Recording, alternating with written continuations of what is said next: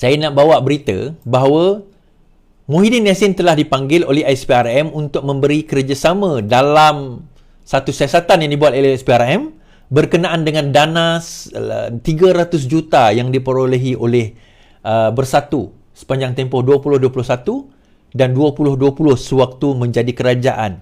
Parti Bersatu mendapat satu jumlah yang agak besar di dalam, orang kata apa, di dalam sewaktu 2 tahun menjadi kerajaan. Okay, kita baca dulu berita. Terkini, SPRM telah panggil Muhyiddin. Presiden Bersatu PPBM Tan Sri Muhyiddin Yassin, Mahyadin Yassin telah memberi keterangan dalam Suruhanjaya Pencegahan Rasuah. Perkara itu disahkan sumber ketika dihubungi Astro Awani. Muhyiddin dipanggil dipercayai bagi memberi keterangan berhubung siasatan wang 300 juta disyaki diterima parti itu daripada dana di bawah pakej rangsangan ekonomi ke-19. Okay. Yang ni semalam, yang semalam tu 2 hari lepas. SPRM akan panggil Muhyiddin berkaitan dana Bersatu menurut laporan. Bekas Perdana Menteri itu dilaporkan akan dipanggil memberi keterangan berhubung dakwaan dana politik 300 juta yang dikatakan diterima Bersatu daripada kontraktor. Presiden Bersatu Muhyiddin Yassin dijangka dipanggil Suruhanjaya Pilihan Raya dan telah pun dipanggil dan telah memberi keterangan. Bagi yang siapa yang tak tahu cerita ni, saya ulang sedikit lagi. Bersatu telah membuat satu audit report akibat daripada dakwaan bahawa Bersatu terkait dengan bajet 600 bilion sewaktu COVID dahulu. Sewaktu COVID, sewaktu negara darurat, Kerajaan Perikatan Nasional pada waktu itu telah mengeluarkan ataupun mengeluarkan satu bajet khas bernilai 600 bilion. Dikatakan 600 bilion itu adalah nilaian bajet yang telah diluluskan oleh kerajaan. Kemudian Anwar berkata bahawa terdapat salah laku dalam 600 bilion. Kemudian orang-orang PN pun kata, maksudnya kau kata bahawa sekarang ini PN songlap 600 bilion lah. dia macam tu lah, tuan-tuan, saya kata tadi. Orang cakap lain, dia faham lain. Anwar kata, ada discrepancies, kepincangan yang berlaku dalam bajet 600 bilion itu. Okay? Dalam 600 bilion. Dia bukan kata 600 bilion. Dalam. Lepas tu adalah orang kata, nanti dia maksudnya dia bagi diskaun daripada 600. Tiba-tiba jadi 90 bilion. Daripada 600 bilion itu, rupanya bukan rupanya, kita pun tahu. 180 bilion duit KWSP.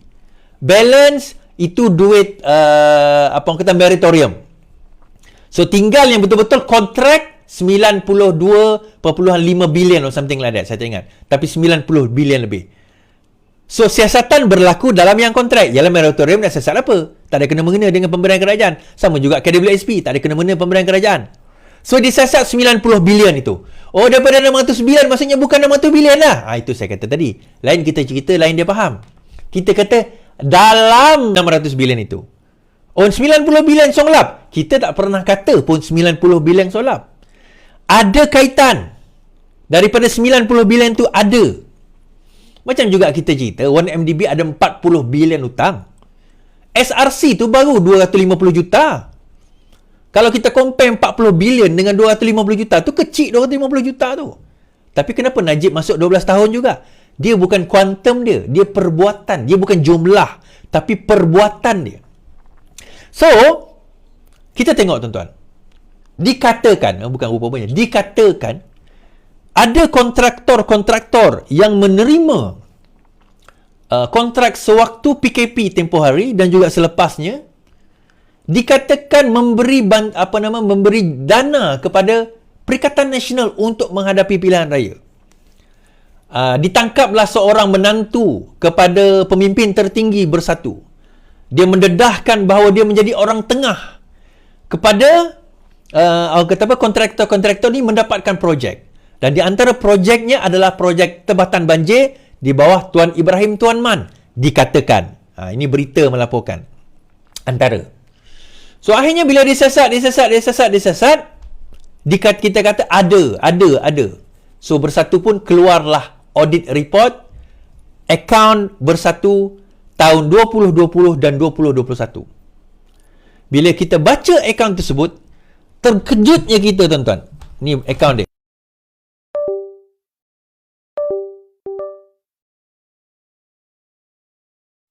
Dengar tak? Hello?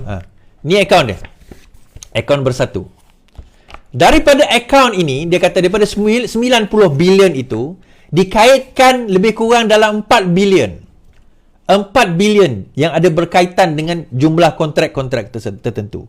Dan daripada 4 bilion itu, dikatakan bahawa, terdapat transaksi pelik ke dalam akaun Bersatu. Kenapa transaksi itu pelik, tuan-tuan? Kerana sekitar tahun 2020 dan 2021, sebagaimana yang saya highlightkan dekat sini, Bersatu menerima 257 lebih juta daripada penajaan dan derma sahaja. Bagi sebuah parti yang tertubuh pada tahun 2017, 3 tahun kemudian 2020 menerima 108 juta dan kemudian tahun seterusnya 147 juta, membawa total 277 juta, adalah sesuatu yang raising the eyebrows, menimbulkan kepelikan. Kita bukan kata dia rasuah, tetapi menimbulkan kepelikan. Daripada mana datang duit tersebut? Jumlah ahlinya menurut laporan ini juga hanya sekitar 500,000. Tiba-tiba 2 tahun dia menjadi kerajaan, 2020, 2021, menerima 277 juta, tidak termasuk 2022. 2022 tak ada audit lagi, belum habis lagi. Maksudnya belum dapat lagi audit. Kita baru tengok 2 tahun dah ada 257 juta. So adakah itu duit rasuah? Kita tak boleh assume macam tu. Kita tak boleh kata macam tu. Tetapi dalam masa yang sama menimbulkan persoalan. Jadi itu yang di mana Muhyiddin dipanggil, ramai pemimpin dipanggil untuk menjawab persoalan daripada mana datangnya penajaan dan derma ini. Siapa yang bagi? Siapakah penaja? Sebab dalam audit tidak dinyatakan list of penderma-penderma. Penaja-penaja itu tidak ada. Dan kita kena ingat 2020, zaman di mana pada waktu itu PKP, negara tutup. Majority of the time negara kita tutup 2021. Sama ada kita PKP ataupun kita darurat. Tiba-tiba sebuah parti boleh menerima 257 juta. Tak pelik lah, pelik. Pelik, tuan-tuan. Ini bukan masa pilihan raya. Alah, kalau berani PKR bentanglah masa pilihan raya, memanglah. Ini bukan pilihan raya. Ini bukan 2022 punya akaun. Ini sebelum pilihan raya. Kita tak tengok pilihan raya lagi berapa. Dan dia punya tahun 2021, iklan dia saja. Iklan saja, tuan. Iklan 7 juta. Kalau kita tengok 2019, pendapatan PKR 2019, masa dia jadi kerajaan, pendapatan dia 7 juta. Ini iklan dia 7 juta, tuan-tuan. Tak, dia menimbulkan persoalan lah. Bukan masa iklan tu, tetapi daripada mana datang jumlah ini? Maka siasatan dilakukan. Anwar Ibrahim, bila dia jadi Perdana Menteri, dia kata sabar. Ada orang kata, kalau macam tu tangkaplah. Tak risau dia, tuan-tuan. Tak risau. Sebab dia expect dengan jumlah belanja yang segitu besar, PRU ni dia menang besar. Tapi tak sangka dia orang tak boleh menang. Itu yang berlaku. Dia orang tak sangka dia orang tak boleh menang, tuan-tuan. Pakatan Harapan boleh dapat lebih daripada mereka. Itu yang dia orang tak sangka. Jadi kalau kita cerita hoi sekarang ni, tuan-tuan, dia duk kutuk kan UMNO kan. Sekarang ni hoi balik pada siapa? So sabar kan. Ada nanti yang kena. Sabar. Jangan tak sabar. Jadi balik pada cerita, Abah telah dipanggil SPRM, dia tak adalah ditangkap, tak ada, tapi untuk nak memberi penerangan lah, keterangan akan akaun-akaun yang berlaku di dalam ataupun yang ada sekarang ini berlaku dalam Bersatu.